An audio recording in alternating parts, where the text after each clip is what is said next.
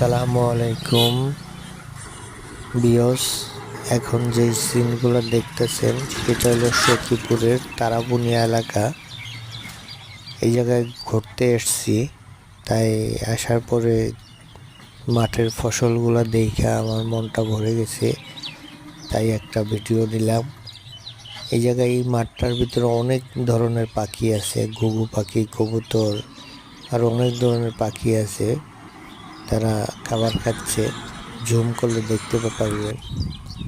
আর বক পাখিও দেখা যাচ্ছে, অনেক বক আছে এই জায়গায়।